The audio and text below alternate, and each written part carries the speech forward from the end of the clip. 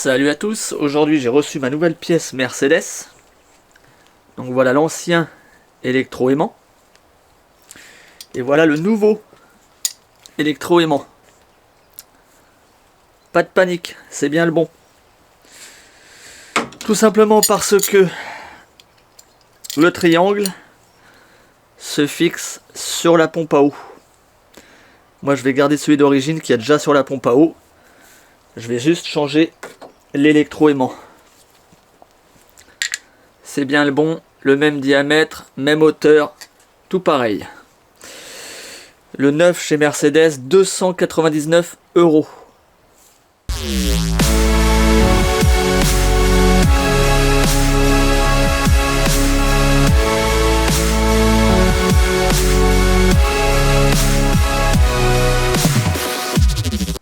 Bon, du coup, je redémonte la courroie d'accessoires, je redémonte la poulie de pompe à eau. Et après, je vous montre comment ça marche, comment je vous explique le fonctionnement de l'électroaimant. Et je crois que c'est seulement sur la phase 1 de la W124, parce que la phase 2 et 3, c'est un visco-coupleur, encore un autre procédé. Du coup, pour votre électroaimant, vous le fixez sur le triangle ici. Les trois boulons et le capteur vers le haut. Donc comme ça, pour que la prise se branche dessus. Après, vous mettez la poulie de pompe à eau. Les 4 vis qui se fixent sur la pompe à eau. Ici. Mettez un petit coup de graisse cuivrée, ça ne sera que mieux. Du coup, comment ça fonctionne? Votre électroaimant, avec la sonde de température qui est ici, quand le moteur atteint 90 degrés, il active l'électroaimant. Donc, il aimante.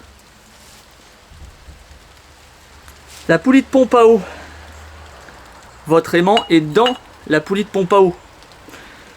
L'électroaimant aimante la pompe à eau, la poulie de pompe à eau. C'est pour ça qu'il y a du cuivre, c'est plus conducteur. Du coup, la poulie de pompe à eau est aimantée. Et votre ventilateur, qui a un cercle en acier, est aimanté sur la poulie de pompe à eau. Et tourne en même temps que le moteur. Et à la vitesse du moteur. Pour votre électroaimant, vous aurez 3 rondelles bichromatées comme ça et 3 écrous en 8 mm bichromatés comme ça. Alors, bien évidemment, ne surtout pas faire tomber l'électroaimant. Dedans, c'est un bobinage, ça n'aime pas les chocs.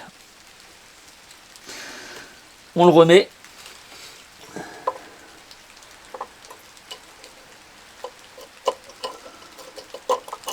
Voilà.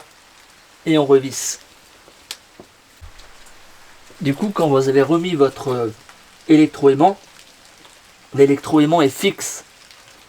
Il est fixé sur la pompe à eau directement, mais il est fixe, il ne tourne pas. C'est l'axe de pompe à eau, c'est le ventilateur qui est fixé sur l'axe de la pompe à eau. Donc vous mettez un petit coup de graisse cuivrée, et puis on remonte. Pour votre poulie de pompe à eau, un petit peu de graisse cuivrée, un petit peu. Manu, j'ai bien dit un petit peu. Popeye, lui, il comprend un petit peu. C'est un bon. Toi, Manu, t'es toujours dans l'extrême. Toi, t'aurais mis le pot. Voilà. Et pour terminer, vous remettez votre poulie de pompe à eau. Vous remettez bien les 4 trous en face. Vous ajustez en tournant, vous l'enlevez, vous la remettez. Vous mettez bien en face des 4 trous de pompe à eau. Vous revissez ça correctement. Pas trop fort. Sinon, ça foire la vis. Et après, c'est la merde. Je sais de quoi je parle, hein, vous vous souvenez? Une fois que vous avez remis la poulie de pompe à eau, vous la faites tourner, voir si ça tourne bien droit. Sinon, c'est qu'elle est serrée de travers et ça fera sauter la courroie. Donc là, c'est bien droit, c'est nickel. Alors, je sais pas si on va voir très bien, mais le plus chiant, c'est de passer la courroie. Voilà le passage. Et pour terminer, donc vous passez là, partout. Et pour terminer, vous mettez par la direction assistée. Donc vous mettez la clé Allen de 6, vous appuyez, ça détend le tendeur et vous mettez la courroie au niveau du direction assistée. Mais c'est chiant. Bon, une fois que vous en êtes là, c'est passé aux 3/4. Clé de 27, vous faites tourner le vilebrequin côté droit, donc comme si vous serriez, et la courroie se met automatiquement. Voilà, c'est bon, la courroie est mise. Ensuite, vous n'oubliez pas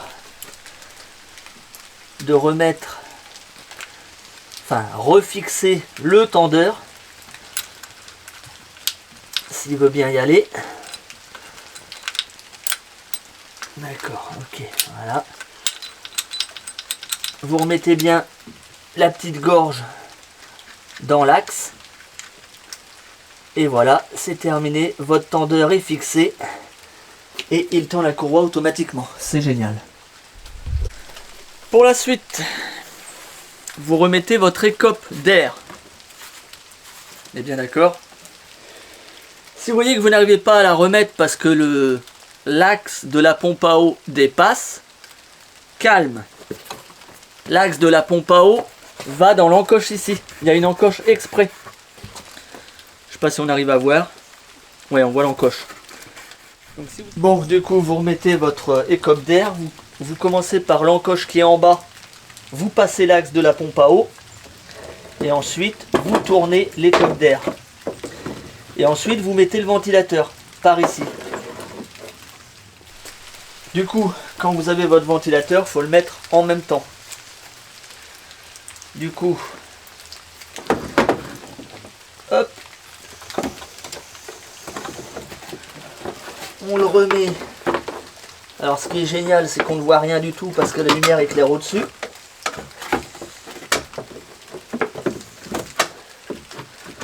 On remet le ventilateur sur l'axe de pompe à eau qui est fait. Pour la taille du boulon du ventilateur, c'est du 13.